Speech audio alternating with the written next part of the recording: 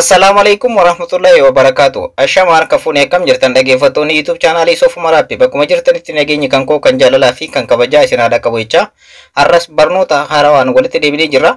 Viidiyoo har'aa keessatti kan isinitti agarsiisu akkaataa ittiin faayiloota bilbila keessanirraa badee ittiin deeffachuu dandeessanidha. Kan isinitti agarsiisu faayiloota bilbila keessanirraa badee dokumantiiwwan adda addaa akkanumallee miiseejiiwwan adda addaa bilbila keessanirraa yoo badee akkaataa ittiin deebistanii argachuu akkaataa itti dandeessanidha. Kan isinitti agarsiisu faayiloota akka suuraadha, viidiyoodha, dokumentii adda addaa akkanumallee miiseejiiwwan adda addaa akkanumallee karaa miiseejiitiin viidiyoowwan suuraawwan isin nama wajjin ergitan keessattuu WhatsApp irratti yoo bades akkaataa ittiin deebistanii argachuu dandeessanidha. Kan isinitti agarsiisu guutumaan guutuutti viidiyoo kana keessatti akkaataa ittiin faayiloota bilbila keessanirraa bade kan akka suuraadha, viidiyoodha akkanumallee dokumantiiwwan adda addaa bilbila keessanirraa bade akkaataa ittiin deebistanii argattanidha kan isinitti agarsiisu. Ani Muyeedha, chaanaala kan koo Soofuma Raabbiirra. Warroonni yeroo jalqabaatiif gara YouTube chaanaalii kanaatti dhuftan subscribe gochuudhaan gara maatiiwwan keenyaatti dabalamaadha. Akkanumallee mallattoo notifiikeeshinii ol irra gochuu hin irraanfatinadha. Yeroo hunda viidiyoo haarawaa yeroo galakkisu nama hunda dura akka isin dhaqqabuuf maatiiwwan chaanaalicha viidiyoo kana like share gochuu hin irraanfatinadha. Viidiyoon kun namoota baay'ee qarqara ni fayyada waan ta'eef share naaf godhaadha. Amma yeroo isin irraa fudhadhu gara barnoota keenyaatti ceena. Egaa duraan dursitanii aappii kana eessaa argachuu akka dandeessanidha. Kan isinitti agarsiisu aappiin kun kan isin tajaajilu faayiloota bilbila keessanirraa bade deebistanii argachuudhaaf aappii isin tajaajiludha. So aappii kana salphumatti bakka viidiyoo kanatti daawwattan jechuudha. Dhaggeeffattoota kan koo bakkuma viidiyoo kanatti daawwattan mata duree irratti yookaan mallattoo V kanarratti kilik gootan jechuudha. Aappii yeroo hundayyuu description jalaa fi koomantii irratti bakka jalqabaa irratti pin isinii godha jechuudha. Egaa viidiyoo kanallee like gochuu hin irraanfatinadha. Ergasii immoo mata duree irratti yookaan mallattoo V kanarratti kilik gootanii ergasii akkana gasiixanii ergasii immoo more ka jettu barreeffama xiqqootu jira. Ergasii immoo dhaggeeffattoota kan koo aappicha as tuquun buufadhaa ka jedhu linkiitu jira jechuudha. Aappicha as tuquun buufadhaa ka jedhu jalatti linkiitu jira. Linkii kanarratti cuqaastu yookaan immoo koomantii irratti bakka jalqabaa kanarratti jechuudha. Koomantii irra yeroo seentan bakka jalqabaa irratti aappicha as tuquun buufadhaa jedhee irratti isiniif barreessee pin isiniif godhee jira. Linkii kanarratti al tokko cuqaastu. Ergasii gara isin keessa jechuudha dhaggeeffattoota kan koo. Egaa asirrattis barnoota adda addaatu jira. Daawwachuudhaan irraa barachuu ni dandeessanii. Barnoota teekinooloojiidhaan wal qabate baay'ee asirraa argachuu ni dandeessan jechuudha dhaggeeffattoota kan koo. Ergasii akkana keessa gad dhuftanii download now ka jettu jirti. Barreeffamuma kanarratti al tokko kilik gootan. Ergasii fuula kana isin keessa jechuudha dhaggeeffattoota kan koo. Ergasii immoo dhaggeeffattoota kan koo install ka jettu barreeffama xiqqaadhaan kan argamtu kanarratti kilik gootan. Egaa direct aappii kana gara bilbila keessaniitti download isiniif godha jechuudha. Akkuma asirratti argartan download gochuu irratti argama. Egaa akkuma asirratti argartan download gochuu irratti argama. Argaa jirtan jedhee yaada. So download godhee yeroo geessetti open gochuudhaan keessa seentanii open gootanii asitti keessa seenuu ni dandeessan jechuudha. Dhaggeeffattoota kan koo asirra kilik gochuudhaan gara bilbila keessaniitti install gochuu ni dandeessanii yookaan immoo asirra isinii dhufa jechuudha. Download complete isinii jedhee asirra isinii dhufa aappichi. Asuma irratti kilik gootanii ergasii immoo install gootan jechuudha gara bilbila keessanitti. Anaan update godhinaan jechaadha. Isin gara bilbila keessanitti install gootan. Anaan kanaan dura bilbila kan koo irraa waan qabuufi so isin gara bilbila keessanitti install gootan. Ergasii immoo aappii kana open gochuudhaan keessa seentanii ergasii immoo aappicha haala kanaan isin dhufa. Poolisii isaanii agree jechuudhaan waliigaltee uumtu agree ka jettu kanarratti kilik gootan. Egaa aappichi keessa yeroo seentan kana fakkaata. Suuraa isin jalaa badee deeffachuu yoo barbaadan photos ka jedhu kanarratti deeffattanii, viidiyoo isin jalaa badee deeffachuu yoo barbaadan immoo videos ka jedhu irratti deeffattanii, akkanumallee audioowwan adda addaa reekardii adda addaa kan nama wajjin haasoftan namni reekardii isiniif godhe isa badee deeffachuu yoo barbaadan immoo audios ka jedhu irratti kilik gootanii deebifachuu ni dandeessanii. Akkanumallee document ka jedhu kanarratti dokumentii bilbila keessanirraa bade hunda bakka kanarratti documents ka jedhu kanarratti kilik gochuudhaan deeffachuu ni dandeessan jechuudha dhaggeeffattoota kan koo.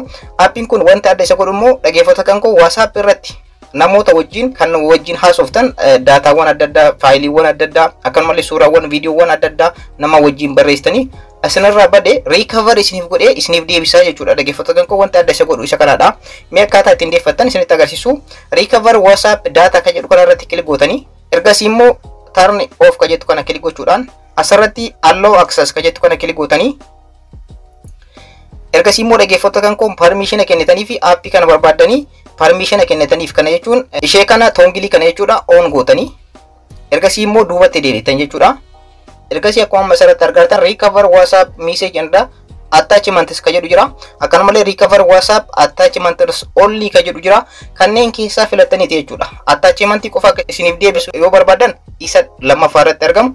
Akkanumallee message fi attachment bilbila keessanirraa bade recover akka isiniif godhu yoo barbaadan isa jalqaba kanarratti an isa jalqaba kana isiniif filadha jechuudha. Isarratti kilik yoo gootan message fi attachment wan adda addaa deebistanii argachuu ni dandeessanii asirratti click gootanii ergasii immoo how to backup WhatsApp chat ka jedhu kanarratti click gootanii ergasii immoo create new backup ka jedhu kana click gochuudhaan dhaggeeffattoota kan koo egaa kanaan dura WhatsApp keessan irratti recover gochuu ni dandeessan message namaa barreessitan akkanumallee audio video waan barbaadan jechuudha already an kanaan dura bilbila kan koo irraa balleessee waan hin qabneef salphumatti isuma kanaan dura natti argisiisa fakkeenyaaf create new backup ka jedhu kana click yoo godhe direct gara WhatsApp kootti na fudhata jechuudha isin garuu WhatsApp keessan irraa wanti argamu hundi yoo kan badu ta'e backup isiniif godhe isiniif deebisa akka haarawatti jechuudha message nama wajjin barreessitan sagaleewwan akka adda addaa videoowwan suuraawwan salphumatti wanta WhatsApp keessan irraa bade isiniif deebisa an already create new backup ka jedhu kana click yoo godhe akkuma masarratti argartan gara WhatsApp kootti na seensa jechuudha wanta ana sirraa balleessee tokkollee waan hin jirreefi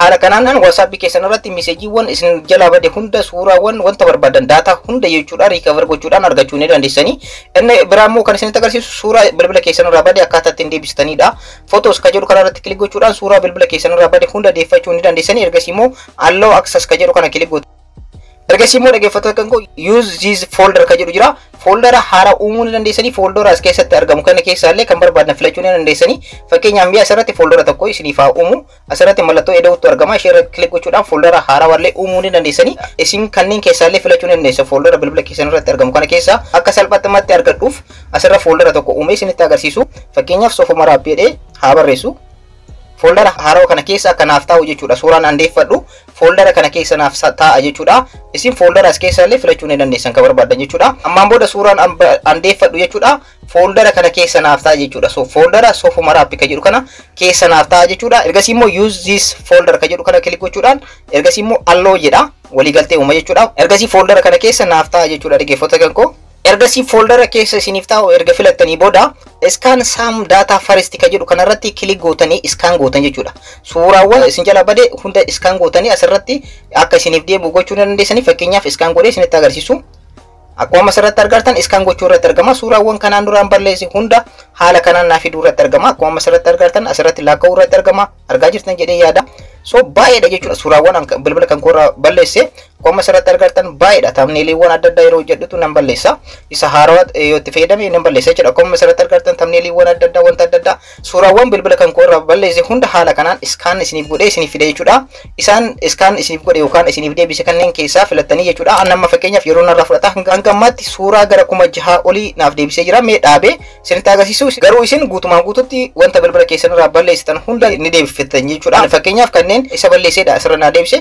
gara bilbila kan kootti deeffachuu barbaade asuma irratti click godha ergasii immoo asirratti mallattoon saveidha jirti asirratti akkuma asirratti argartan mallattoon saveidha jirti kan asirratti kan mallattoo memory fakkaatu jechuudha ishee click gochuudhaan asirratti immoo recover two files for free ka jedhu kana click gochuudhaan ergasii immoo done ka jedhu akkuma asirratti argartan complete isiniin jedha jechuudha yeroo kanatti ergasii done jechuudhaan ilaaluu ni dandeessanii gara bilbila keessaniitti suuraan kun amma fakkeenyaaf isiniif deebi'ee jira jechuudha dhaggeeffattoota kan koo suuraa kana view goonee mee haa ilaallu akkuma asirratti argartan suuraan kun kanaadha kan recover naa godhe jechuudha egaa bifuma kanaan jechuudha dhaggeeffattoota kan koo gara bilbila keessaniitti deeffachuu ni dandeessanii isaan kanneen garuu hunda isaa asirratti saanduqatti argama al tokko deeffachuu barbaadan saanduquma kanarratti kilik gootan jechuudha tokko suuraa hunda irratti iyyuu kilik gootanii ergasii immoo mallattoo kana qofatu hixanii ergasii immoo asirratti firii ka jettu isinii dhufa firii ka jettu san kilik gootanii gara bilbila keessaniitti asiniif deebisa jechuudha direct dhaggeeffattoota kan koo mee suuraa amma deeffadhe kana immoo eessa kanaaf kaa'e ni ilaalla jechuudha boodarra egaa viidiyoos jechuudha bifuma kanaani akkanumallee audio documentii bifuma kanaan jechuudha suura irratti isinitti agarsiiseera amma immoo viidiyoo irratti isinitti agarsiisu mee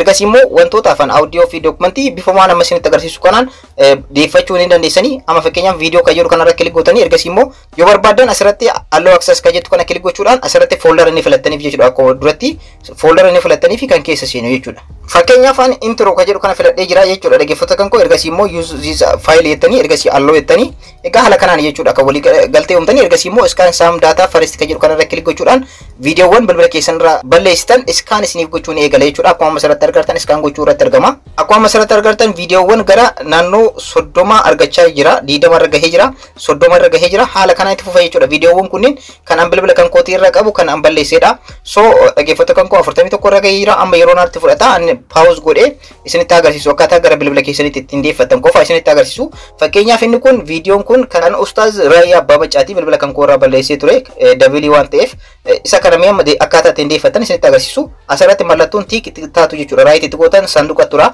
Sanduuquma kana irratti kilik gootanii hunda deeffachuu barbaadan hunda irratti iyyuu kilik gootan jechuudha. Akkuma asirratti argattan kilik qofatti gootan jechuudha. Immoo gara bilbila keessanitti deeffatanii haala kanaan gochuu ni dandeessanii. An tokkuma irratti isinitti agarsiisu yeroo narraa fudhata waan ta'eef isa jalqaba kana irratti kilik godhee jira. Ergasii immoo mallattoon seevii asirratti argamti. Ishee irratti kilik gootanii ergasii immoo recover free ka jedhu jira jechuudha. Dhaggeeffattoota koo isa gadaanu kana irratti kilik gootanii aappii kana yeroo baay'ee irra deddeebiidhaan garuu recover gochuu barbaadan isa kana bitachuu qabdu jechuudha. Dhaggeeffattoota koo aappiin kun kaffaltiidhaan hojjeta. So an isa firiidha kan isiniif kaa'e jechuudha. Isa firii akkaataa ittiin buufachuu dandeessan isinitti agarsiisee jira. Aappiin kun kaffaltiidhaan kan hojjetudha. So isa firii akkaataa ittiin argachuu dandeessan aappicha direct kan qarshiidhaan bitame akkaataa ittiin buufachuu dandeessan isinitti agarsiisee jira. Isa san itti fayyadamuu hin dagatinaadha. Ergasii immoo recover file ka jedhu kana kilik gootanii egaa akkuma asirratti argattan complete isin jedhee jira. Faayilii tokko yookaan viidiyoo tokko deeffadhee jira. Mee fakkeenya view goonee haa ilaallu.